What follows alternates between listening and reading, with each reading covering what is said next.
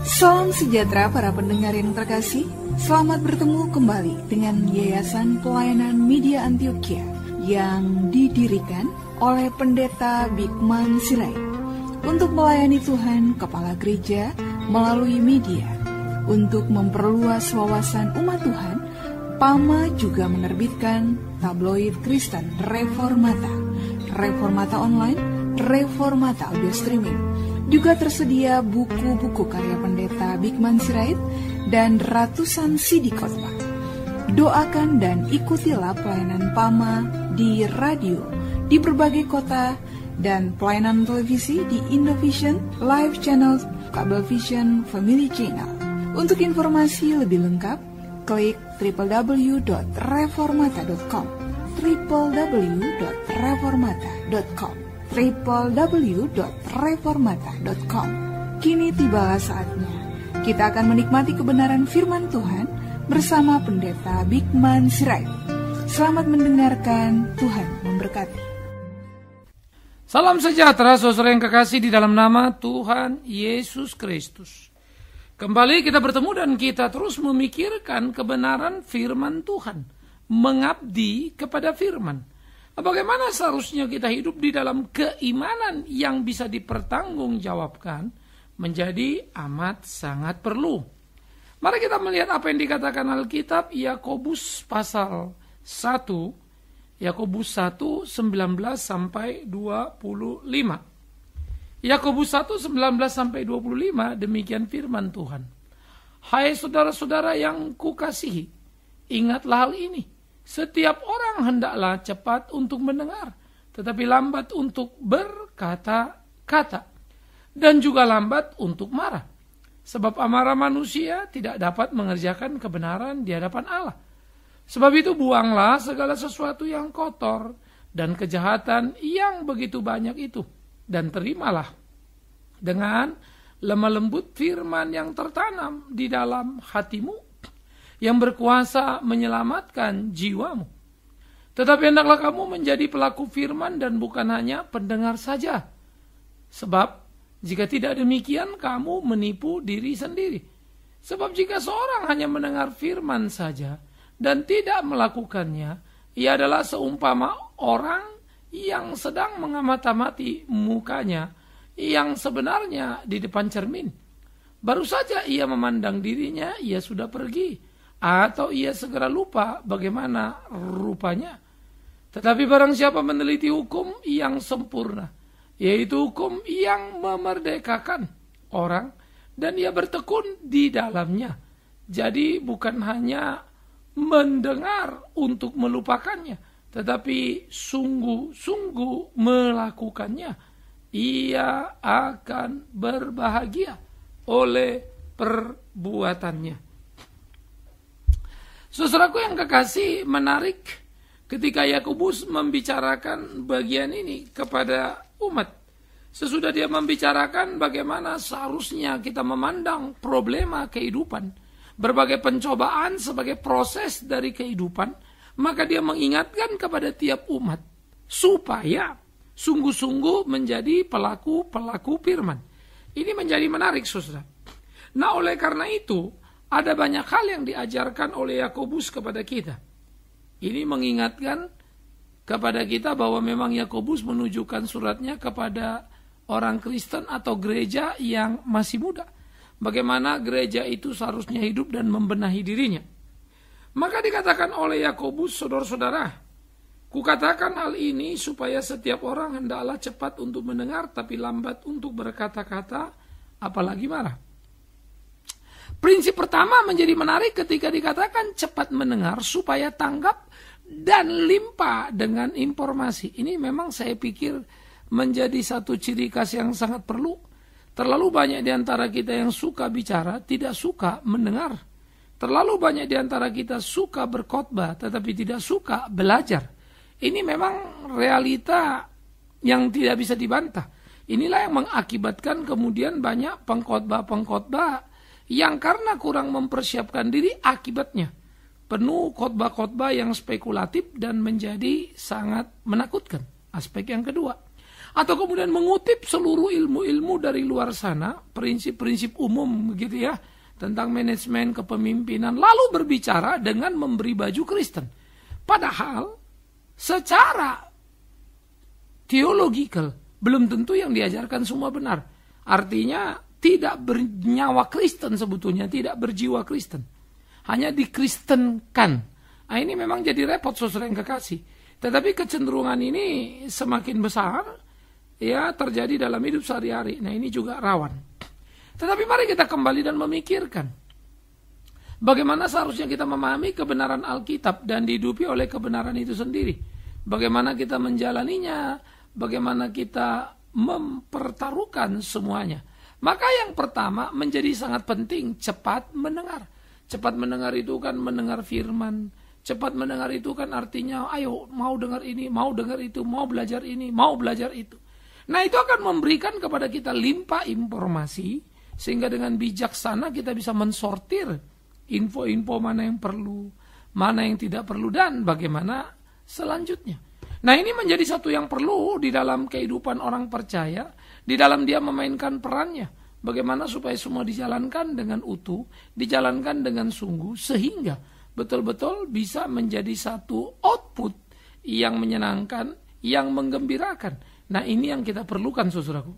Jadi, bagaimana kemudian kita melakoni itu, bagaimana kita melakukan itu? Cepat mendengar. Nah, jadi cepatlah mendengar, dengarkan ini dan dengarkan itu. Tetapi kemudian dikatakan tadi, kalau cepat mendengar, sebaliknya harus lambat untuk berkata-kata. Jadi cepat mendengar artinya lambat berkata-kata adalah dengar, lalu saring, dengar, lalu olah, dengar, lalu mengerti. Lambat berkata-kata, kalau kita sudah mendengar dan menyaring segala sesuatu, maka berkata-kata jadi benar. Itu loh. Dan ini penting, saudara. Menyerap dulu tiap berbagai informasi baru boleh memberikan reaksi.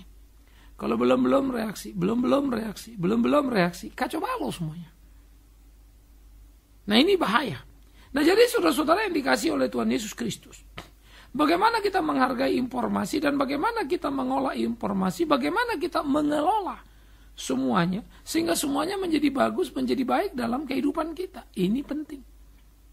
Jadi, bagaimana mengatur semuanya itu di dalam hidup orang kita sebagai orang percaya, itu menjadi perlu lambat berkata-kata, tetapi cepat mendengar. Apalagi marah dan terus bereaksi pada apa yang didengar, karena terlalu cepat dengar nggak mau sortir lagi, terlalu cepat dengar tidak mau serap lagi, langsung bereaksi, pasti jadinya ribut sana sini, bukan? Nah, kalau orang Kristen modelnya begini, lalu di mana kekristenannya? Kan ini penting menjadi tanda tanya, bukan? Karena itu saya ambil contoh sederhana. Misalnya ada orang mengkritik orang lain, oh di sini si anu ini begini, jelek, payah, tidak ada misi, tidak ada ini dan itu. Tetapi kemudian kalau kita melihat dengan mata telanjang nih, dengan begitu gampangnya, ternyata yang ngomongin ini tidak pernah atau tidak ada atau tidak banyak bikin apa-apa, sementara yang diomonginya lebih banyak bikin dari dia. Ini kan sudah kacau balau sebetulnya ya. Terlalu cepat dia berbicara, tapi dia tidak cepat untuk mendengar, melihat, menganalisa. Faktanya jelas kok, kamu kalah dalam karya dengan dia. Bagaimana kamu bisa ngomongin? Minimum dia lebih banyak dari kamu mengerjakan sesuatu pekerjaan. Kamu itu belum, minimal itu. Tahu diri kayak malu kan? Kok ngomongin orang yang bilang orang itu kurang, tidak berkarya, mestinya gini gitu. Padahal kamu gak bikin apa-apa, dia sudah bikin apa-apa. Ini saya pikir perlu dibangun. Saya selalu menghargai orang-orang yang sudah berkarya banyak. Ya, sebagai orang yang berkarya pun saya sadar betul, namanya orang kalau sudah berkarya, ada tekanan yang diterimanya, ada kesulitan yang luar biasa. Tidak semua orang bisa menjadi sempurna, bukan? Tetapi dari apa yang dikerjakannya, itu yang kita nilai. Benar apa baik, apa tidak. Itu yang penting. Kalau salah, ya lain cerita. Misalnya dia khotbah hanya untuk makan, cari duit saja. Ya memang itu masalah. Tapi kalau dia sungguh-sungguh di dalam berkhotbah melayani Tuhan, tapi kemudian mungkin secara relasi tidak menyenangkan dengan kita, tolong jangan dulu buru-buru kita mencap dia, karena ada baiknya kita menilai diri juga kan. Ya, tidak semua yang kita tidak sukai itu salah, bisa jadi kita yang masalah karena tidak menyukai semuanya kan begitu. Nah, ini perlu satu jiwa besar untuk memahami, jiwa besar untuk mengerti, supaya jangan kemudian menjadi salah kaprah dalam apa yang kita lakukan. Nah, oleh karena itulah dikatakan, sebab amarah manusia itu tidak pernah mengerjakan kebenaran di hadapan Tuhan. Betul. Amarah manusia tidak pernah mengerjakan kebenaran di hadapan Tuhan. Yang ada yang dikerjakan adalah justru menjadi batu sandungan, tidak baik dan tidak benar. Yang ada yang dikerjakan justru sesuatu yang salah. Nah, ini menjadi kengerian tersendiri yang membahayakan dalam hidup kekristenan kita. Jadi jangan begitu. Harus berhati-hati. Supaya apa yang ada, supaya apa yang terjadi, sungguh-sungguh menjadi pembelajaran yang penting di dalam hidup keimanan kita. Bagaimana kita melakoni. Nah, saudara-saudaraku yang dikasihi oleh Tuhan Yesus Kristus, inilah yang sebetulnya mesti kita kerjakan di dalam hidup keimanan kita.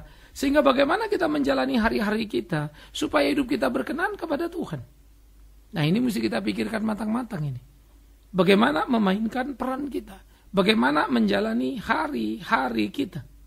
Jadi ini menjadi sesuatu yang perlu untuk kita pikirkan di dalam kehidupan keimanan kita. Sehingga kita belajar untuk bernilai dalam hidup ini. Karena itu cepatlah mendengar. Belajar terus. Tapi tolong yang lambat bicara. Sehingga makin banyak yang kita tahu, makin banyak yang kita mengerti. Maka dengan begitu kita akan sadar betul mana yang salah, mana yang tidak baik. Dan dengan begitu kita membuangnya. Jadi jangan emosi yang ditumpahkan. Ya, tapi bagaimana diri kita yang kotor, kejahatan yang banyak itu kita bersihkan. Nah, ini dululah menjadi kehidupan kita. Kenapa? Karena jikalau itu yang kita lakukan, artinya kita sedang menghadapi proses pertama di dalam hidup sebagai anak Tuhan. Tahu banyak, ya, dan tahu diri menempatkan dirinya. Tahu banyak dan membersihkan diri. Lebih hari lebih banyak sehingga lebih bersih dari kejahatan-kejahatannya. Inilah yang menjadi sangat perlu. Oleh karena itu dikatakannya. Dengan begitu. Dengan menerima secara lemah lembut firman yang tertanam di dalam hati. Ya, maka kita akan diproses, dibersihkan oleh firman itu. Karena itu kalau ada banyak orang bicara, sepertinya dia mengerti firman, mengerti banyak hal, gampang itu, lihat aja kehidupannya. Kalau dia kemudian kehidupannya ternyata tidak mencerminkan apa yang disebutnya sebagai iman itu, maka jelaslah dia hanya bisa bicara tapi tidak bisa melakukan. Sama dengan apa? Ya Farisi. Itu aja itu sebetulnya. Begitu simpel, begitu sederhananya, begitu mudah untuk melakoninya. Nah, ini yang harus kita lakukan dalam kehidupan kita. Nah, jadi saudara-saudara yang dikasih oleh Tuhan Yesus Kristus, camkan dan pikirkanlah itu supaya itu bergerak dalam hidupmu menjadi sesuatu yang penting dalam keseharianmu. Bagaimana semuanya secara utuh berjalan dalam kehidupan kita, memainkan peran kita. Sehingga ini menjadi penting dalam kita bertumbuh di kehidupan keimanan kita. Bagaimana hidup kita itu terbentuk, ya, dan begitu kita mewariskan kepada anak-anak kita kebenaran itu. Sehingga sejak dini mereka bisa mengerti firman yang hidup. Dan kemudian berubah dalam pembaruan yang indah. Lalu yang kedua, bagaimana kemudian dikatakan ketika kita melakukan proses pembersihan di dalam diri oleh firman yang lembut itu, oleh firman yang benar itu, maka yang kedua adalah menyatakan firman itu dalam kehidupan kita. Jadi kalau sudah ada perubahan dalam diri saya harus mengatakan apa yang dikatakan firman dan orang melihat apa yang saya katakan itu saya lakukan. Sehingga kalau dikatakan jadilah pelaku firman, bukan hanya pendengar saja. Pendengar yang mampu berbicara banyak, melakukan tidak. Ya, jangan talk everything, do nothing. Waduh, gawat kita. Tetapi memang kalau mau jujur, gereja masa kini atau orang Kristen masa kini dipenuhi oleh suasana seperti itu. Terlalu banyak bicara tapi miskin dalam berbuat nyata. Sehingga ini menjadi gelombang protes sebetulnya dari orang banyak, dari anak-anak muda terhadap gereja. Sehingga terjadi satu sikap mengkritisi. Atau sebaliknya, orang-orang bawah atau jemaat ini tahu trik atau kebusukan pendeta tapi diam. Lama-lama mereka jadi imun dan biasa. Akhirnya mereka juga ikut punya pola yang sama. Melihat kemunafikan, tadinya nggak suka tapi diam, lama-lama mereka giliran tinggal tunggu, jadi munafiknya. Nah kalau ini yang terjadi kan menyedihkan sekali. Janganlah sampai ini terjadi. Janganlah sampai ini menjadi ancaman dalam kehidupan keimanan kita, bukan? Oleh karena itulah saudara-saudaraku yang dikasihi oleh Tuhan Yesus Kristus.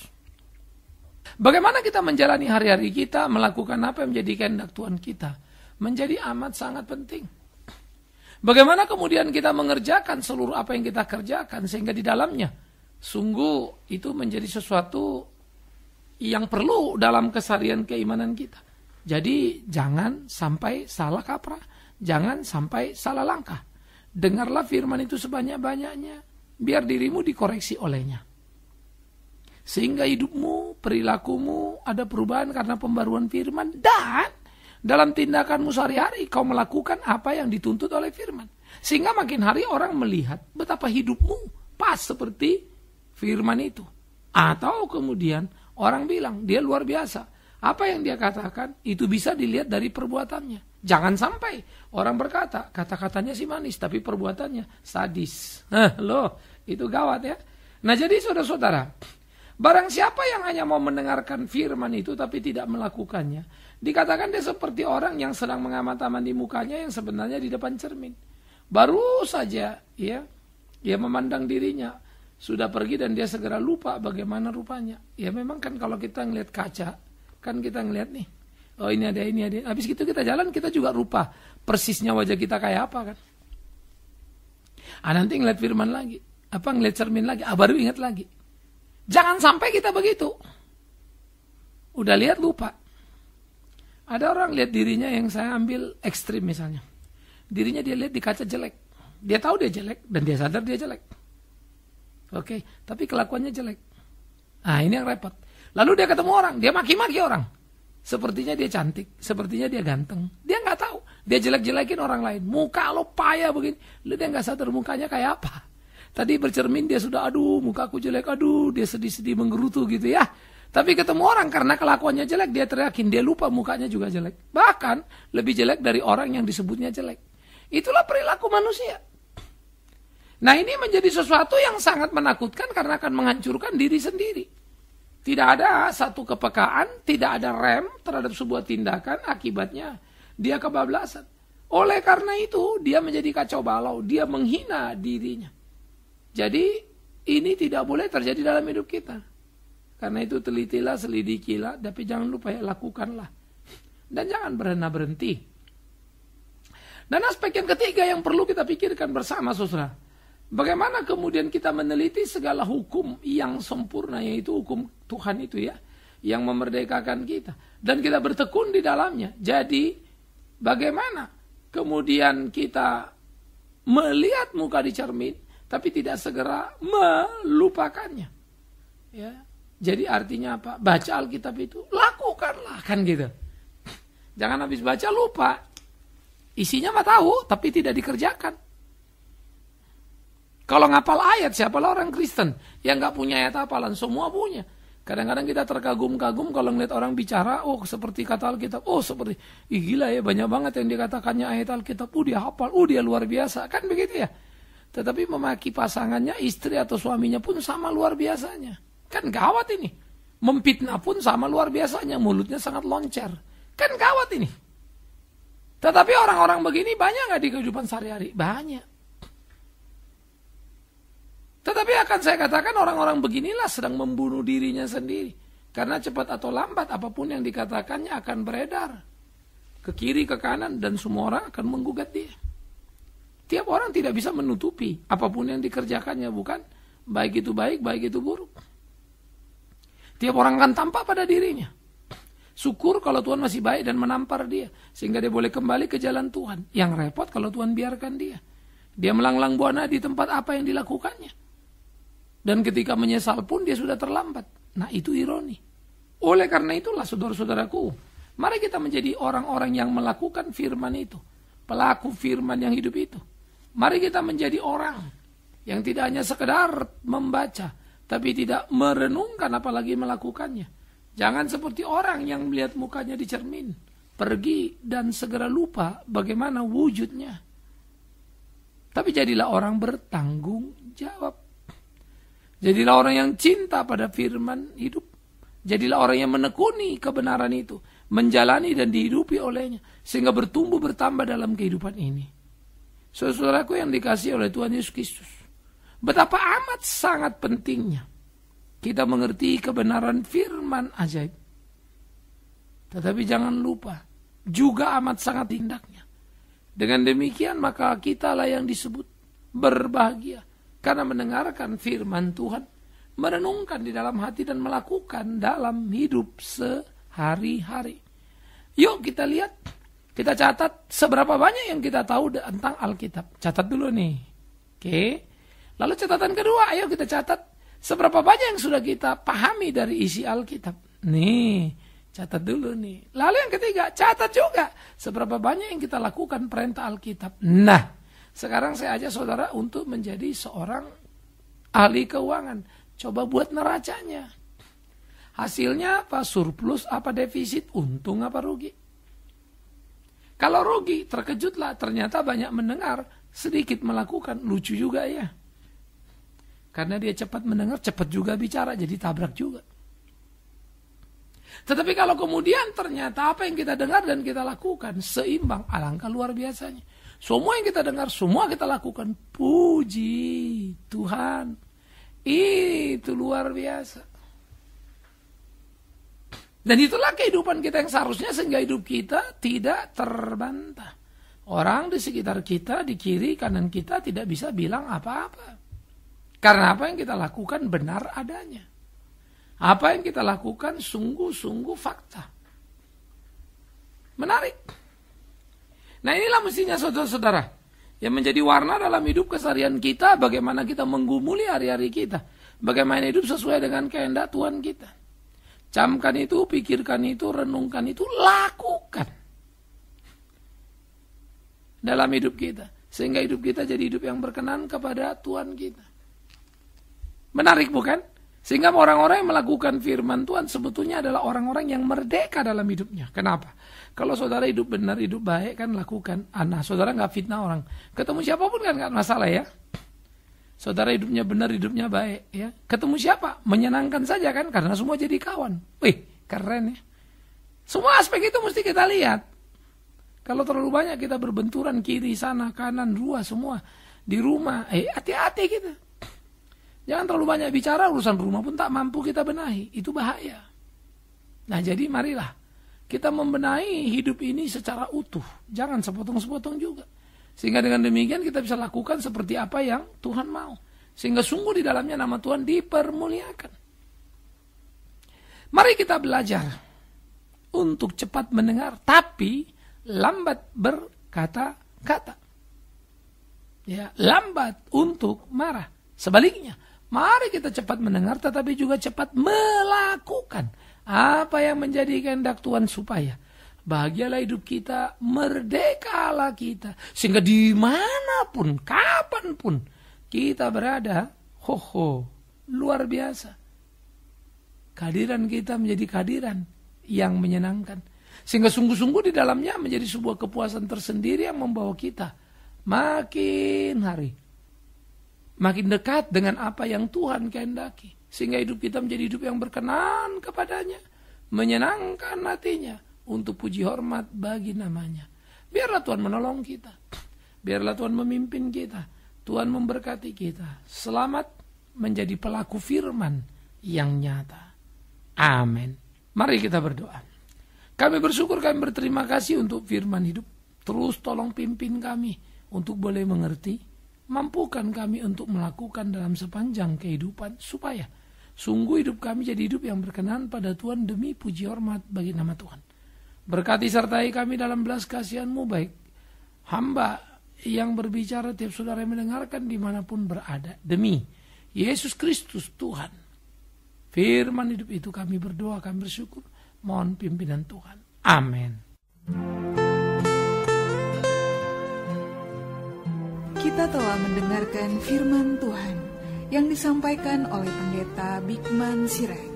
Bagi Anda yang merasa diberkati dan ingin menjadi mitra Pamah dalam melayani melalui doa, daya dan dana, silakan menghubungi kami melalui telepon 021 392-4229, 021-392-4229. Email di pama_yayasan@yahoo.com, pama_yayasan@yahoo.com.